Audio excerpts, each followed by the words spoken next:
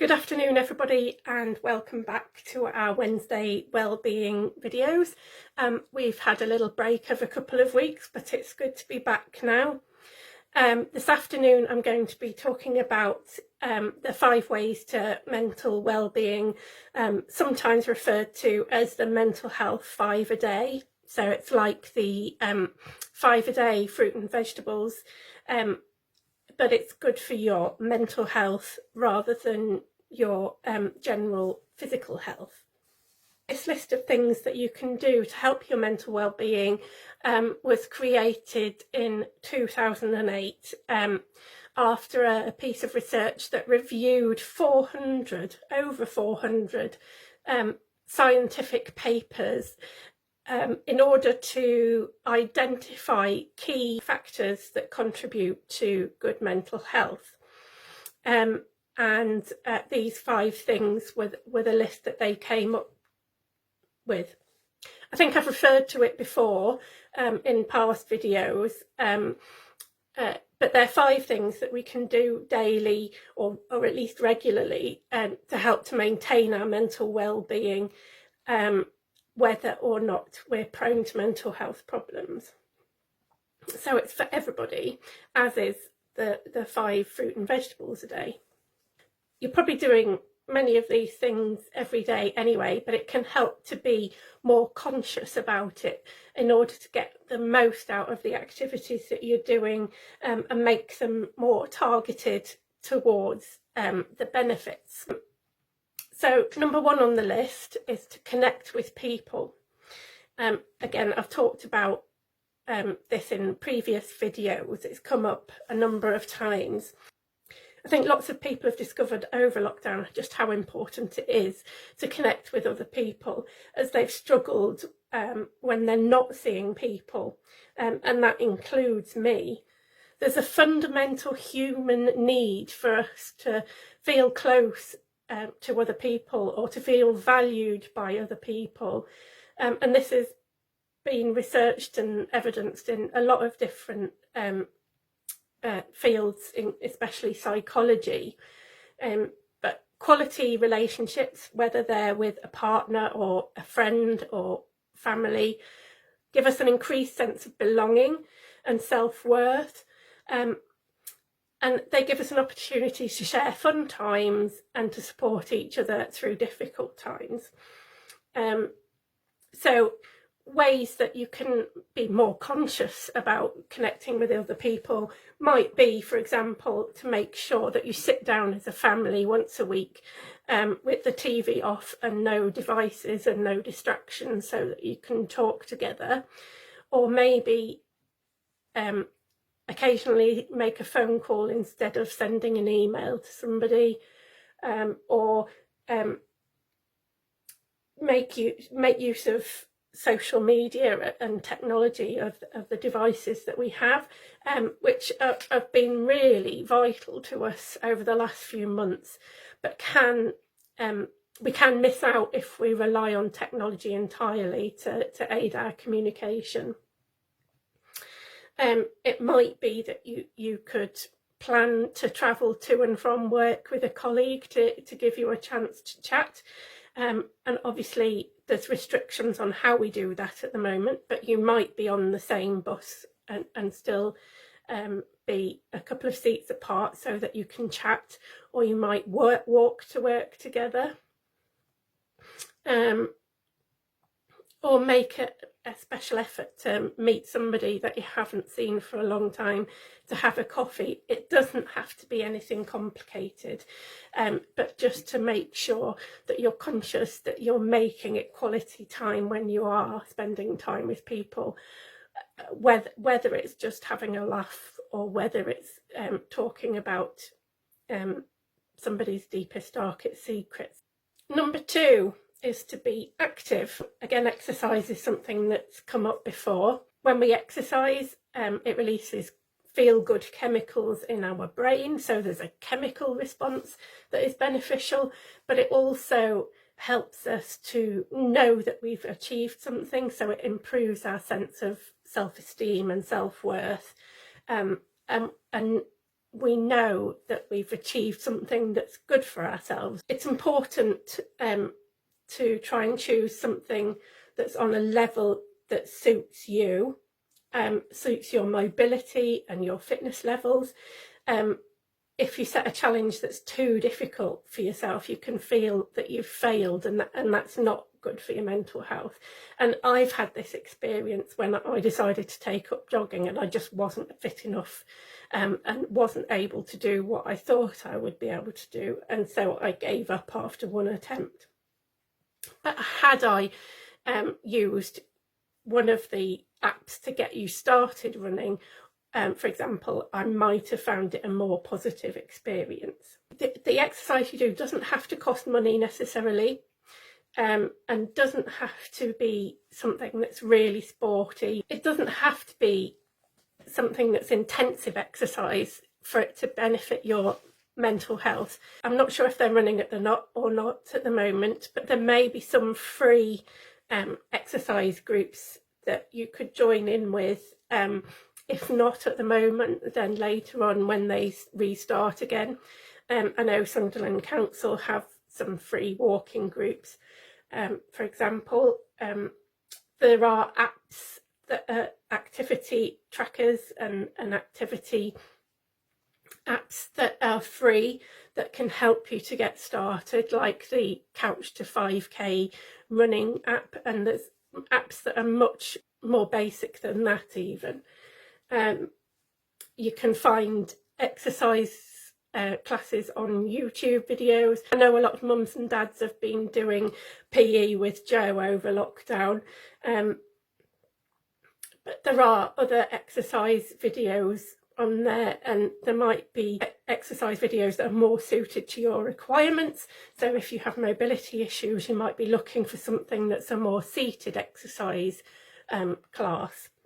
There are simple things that you can do in your daily living so that you can fit in more physical activity. For example, you could take the stairs instead of using the lift when you're in a shopping centre, or get off the bus a stop before you need to. You can go for walks, you can cycle if you have a bike. But there's also other activities that you might get involved with that aren't specifically aimed at achieving exercise, although it involves exercise, like gardening or DIY or dancing. I used to go to salsa classes a few years back, and I used to get a real buzz from the physical exertion, but also from the social side of things. Although that obviously did cost money. But those sort of classes won't be available just yet because of social distancing regulations and so on. But just having a good old boogie around the living room, and maybe if you've got a family, you could set one evening a week as being your boogie evening, where you put on music and have a good dance around.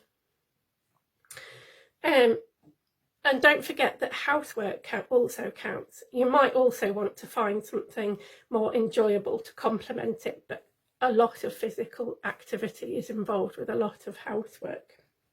Number 3 is to take notice, or sometimes this is called be in the moment. And this takes us back to mindfulness, which I think we covered in week 3, so it might be worth going back to have a look at that video. Mindfulness is good to increase your awareness of your own thoughts and feelings, of your body and the world around you. And part of it is to consciously savour the moment so that you're getting more enjoyment from life, and appreciating things that you might not otherwise have noticed.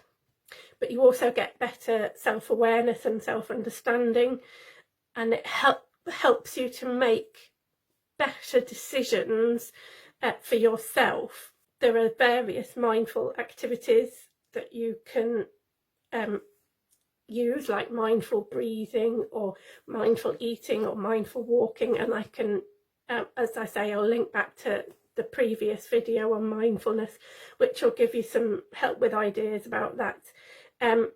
But you can also do things like improve your surroundings so that you get better appreciation from your surroundings. So it might involve decluttering or putting more house plants around or things like that.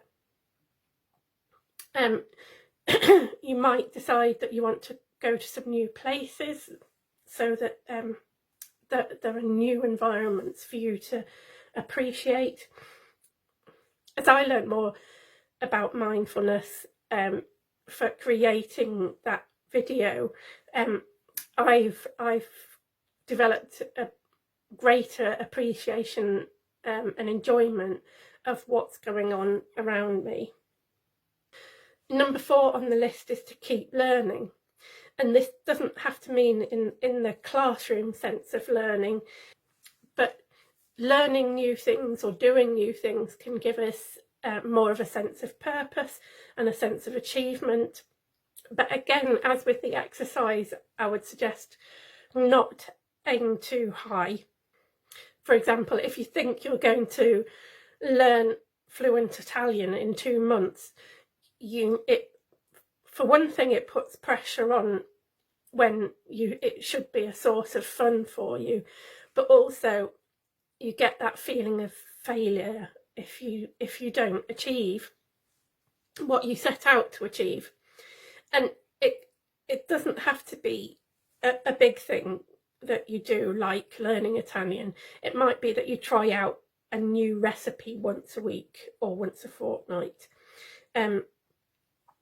It might be that you take on a new responsibility at work, and that could be something small, like being responsible for making sure there's enough coffee supplies. It could be a new hobby.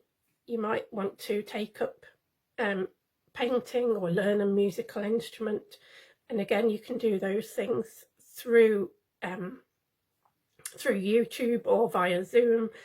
You could read a newspaper, you could read books or do word puzzles or Sudoku. Perhaps you could set yourself the task of learning a new word every day or every week and just pick a word out of the dictionary. Maybe there's something you've always wondered about that you could look up on Google. And if you were wanting to do something more substantial, you could look up online courses, or maybe if, as the term's starting again, your local college or community centre is putting some classes on, and some classes are often free, especially if you're on benefits or low income, so it doesn't necessarily mean spending money. But all of these things help to keep your mind active. And a lot of people use the analogy of your brain being like a muscle, that if you stop using a muscle, it becomes all floppy and doesn't do very much. And in the same way, you need to keep your brain active in order to keep your brain working correctly. And it's not just good for your emotional and mental health, it can be good for your cognitive abilities, your thinking abilities too. And the last one on the list is to give to others. It doesn't have to mean financial giving or giving of things, although that may be included. But research has shown that if people consciously do things to help other people, they're more likely to rate themselves as being happy. It may be that happens partly because it makes you more outward looking as well as inward looking, and that you begin to see yourself as part of a community. In some situations, it may help people to focus on other people's problems rather than their own. Doing things for other people can be extremely rewarding, and knowing that you've made a difference to somebody's life can be extremely rewarding. Usually when you're helping others, it would mean that there's some level of connection with other people. It can give you purpose and improve your confidence and self-worth. Now, it might mean that you would become a regular volunteer somewhere, but it may be that it's something as simple as the occasional act of kindness towards somebody, whether it's smiling at somebody, holding a door open for somebody as you're going into a shop, giving somebody a thoughtful compliment that you really have thought about and does apply. It might be spending time with somebody who needs a bit of extra support. It might be that you want to cook a meal for somebody who has been unwell or has just had a new baby. So that was the last of our 5 ways to wellbeing. And I hope you can see that you don't necessarily have to take up masses of your time to achieve these things. And actually, you can often combine them all into one activity. For example, you might have a 20-minute walk with friends or a half an hour walk with friends. And in that walk, you'll connect with each other. You'll support each other. You'll have some fun. Maybe have a giggle. You'll have exercise.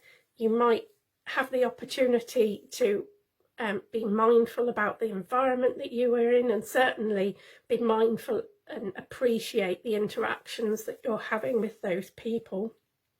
You might be able to give positive affirmations as your act of giving, and compliment your friends about different aspects of them or their personality or something they've done recently.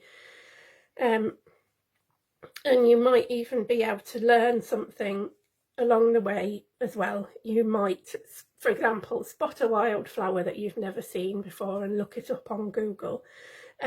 So it's not impossible to combine all these things together.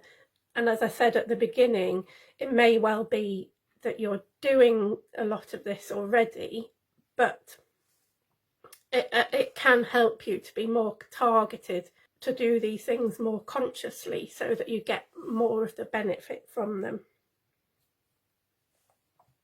Anyway, as I said, it's great to be back doing the videos. As always, if there's a topic you'd be interested in that relates to wellbeing, then do message the page or comment below or email me, and my email address that you can contact me on, it will be coming up at the end. But for the moment, I hope you have a good week, and I'll see you again soon. Bye bye.